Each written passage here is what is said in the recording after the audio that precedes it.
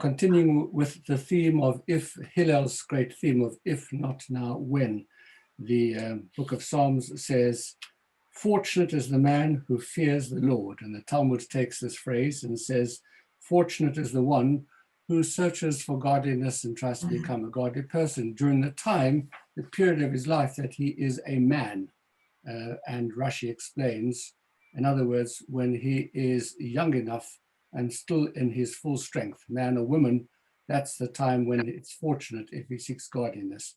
The story is the Talmud says, in relation to the great episode that took place between Elijah and the prophets of Baal on Mount Carmel, that one should be meticulous in observing Mincha, the afternoon prayer, because it was at Mincha that Elijah the prophet was answered.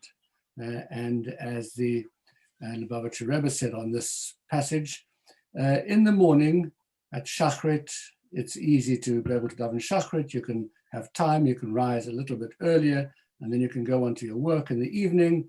You could also make a little bit more time. You can go to sleep a little bit later, 5 or 10 minutes later, so you can daven Mariv at the end of the day. But Mincha is the most difficult of our three prayers because it's in the middle of the working day, in the middle of intense activity, and yet to be able to interrupt one's business day in order to make time for the Mincha prayer, that's indeed something which requires a tremendous commitment.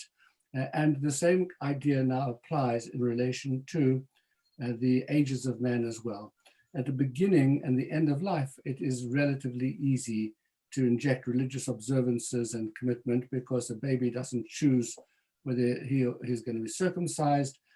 Children go to, if they're sent to Jewish schools or have Jewish education, it's something which is more or less compulsory. They don't have a lot of choice in it. So it's something which is being done to them rather than by them. Similarly, at the other end of life, at old age, there's not a huge amount that competes for our attention. So therefore, it's easier for us to be able to engage with Jewish topics and study and learning, etc. And as we see that in many of the shiurim which are offered, it is to a large extent slightly older people who have the time to be able to engage with them. But in the afternoon of one's life cycle, in other words, from the ages of, say, 20 to 50, the peak times of life, the vigorous times of life, the person then takes time out from world affairs and involves and engages in spiritual affairs. That's exactly what this statement of the Talmud means, that the person who is observing Mincha, the Mincha time of their life, is meritorious. That's the if not now, when, because if you don't do it at that stage of your life, who knows whether you'll ever have a chance to do it at a later stage, because the length of life is uncertain and we have no idea what the future might hold, other than the fact that we hope that it'll be a good one and it will live for a long time. But nevertheless, best to do it now because you don't know what tomorrow is going to bring.